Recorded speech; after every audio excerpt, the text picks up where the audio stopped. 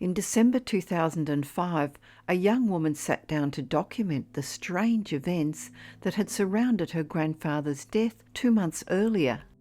What she recorded was not just the story of an elderly man's passing, but a series of unexplained occurrences that would challenge everything her family believed about life and death. The pattern had revealed itself on October 1st, 2005. At 4:50 in the morning, Rachel's grandfather drew his final breath in his bedroom, surrounded by family members who had watched over him for 2 weeks. But this timing was no coincidence.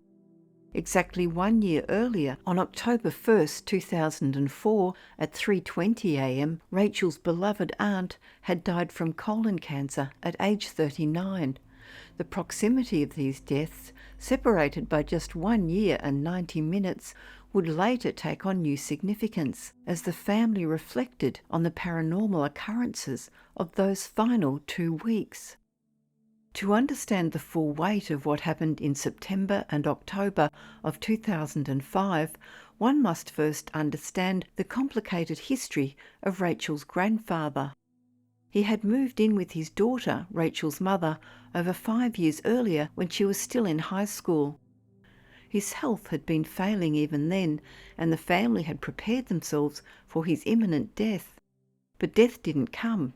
Instead, he lingered year after year, cycling through illnesses that should have killed him, bad colds, flu, pneumonia, only to recover just enough to continue his routine of drinking, eating junk food, sleeping and watching television. Rachel's grandfather had been a difficult man. He'd been a poor father to his 3 children when they were young, had engaged in spousal abuse and adultery during his marriage, and both he and his wife had struggled with alcoholism before their eventual divorce. That his daughter had taken him in at all spoke volumes about her character. That she cared for him with such dedication, despite his continued drinking and occasional cruel remarks when intoxicated, revealed a depth of compassion that he rarely acknowledged. For Rachel, watching this cycle had become mentally exhausting. Each time her grandfather fell ill, the family would prepare for the end. Each time he would pull through. A friend who read tarot cards and who had proven remarkably accurate in her previous readings had even predicted in 2004 that the grandfather had another 5 to 10 years ahead of him. This prediction had seemed entirely plausible given his pattern of near death and recovery. But something shifted after Rachel's aunt's death in October 2004. Rachel admitted to feeling a dark resentment that her young aunt, with a loving husband and 6-year-old son, had been taken, while her grandfather, who seemed bored with life and contributed little besides stress to the household, remained.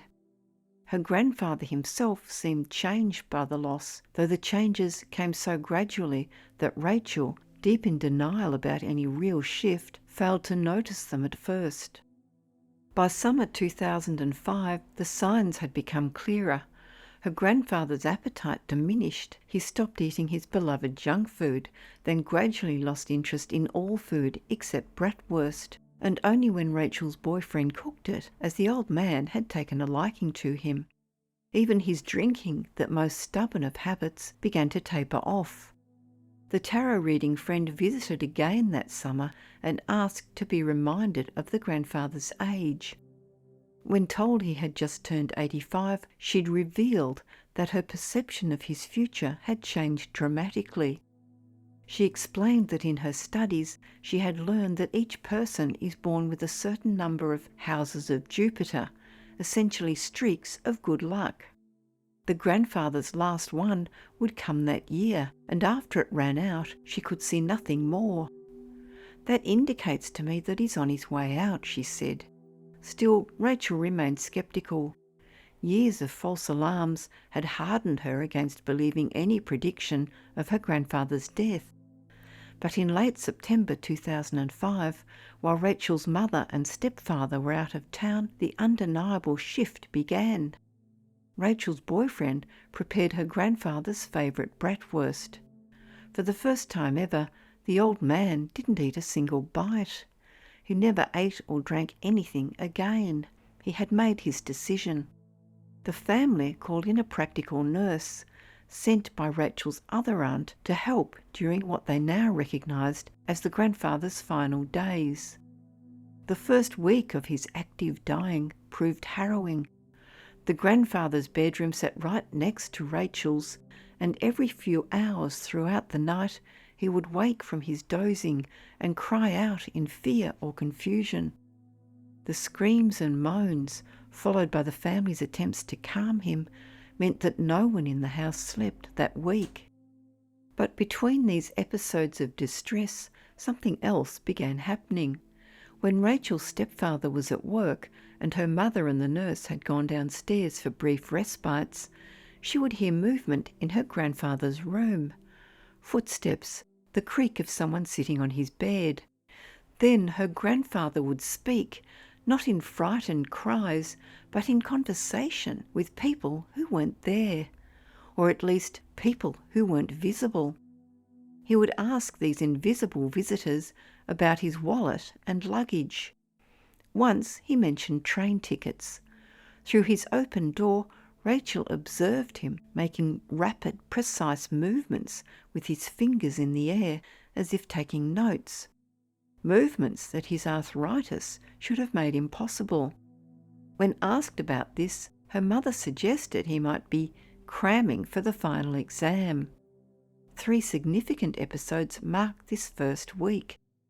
First, Rachel's grandfather repeatedly asked where his mother was, insisting he had seen her coming up the stairs and walking through the bedrooms.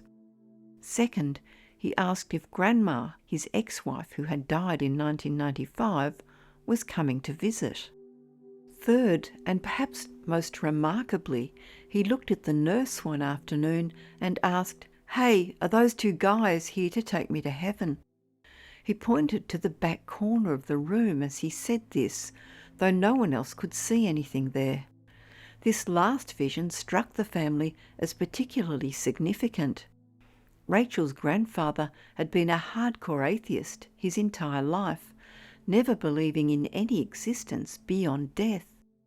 For him to not only see angels, but to recognise them as such, suggested something profound was occurring. During the second week, the nurse began administering morphine, which kept Rachel's grandfather quiet and still. He stopped speaking entirely, which meant he no longer conversed with his invisible visitors. But the visitors didn't leave. Instead, they began making themselves known to the rest of the household. On Thursday, September 29th, Rachel sat reading in her bedroom with the door closed. Suddenly, a woman's voice called her by her formal name, not the nickname her mother always used. The voice sounded old-fashioned and came from right beside her, though she was alone in the room. Her mother was downstairs at the time. Minutes later, a young man's voice called her by her nickname, again from seemingly right next to her. Neither voice belonged to anyone physically present in the house. The next day, Friday, September 30th, Rachel's brother came to visit. While they sat together in the downstairs living room, with their mother, stepfather and the nurse all upstairs with their grandfather, her brother suddenly jumped from his chair, eyes wide. A man's voice had come up directly behind him and whispered loudly, "Psst, hey!" The voice belonged to none of the men in the house. That Friday night, Rachel and her boyfriend went to say their goodbyes to her grandfather. Despite his deafness and the morphine, they spoke to him anyway. Rachel told him not to make it hard on himself, to trust the people he'd been seeing and let them guide him to where he needed to go. Her boyfriend told him to find peace and promised they'd see him in their dreams if he wanted to say hello. Then her boyfriend asked for a few minutes alone with the dying man, during which he said something he would later describe only as our secret. Hours later, at 4:50 a.m. on October 1st, 2005, Rachel's grandfather died. His face, which had shown strain and discomfort for weeks, looked relaxed and peaceful in death.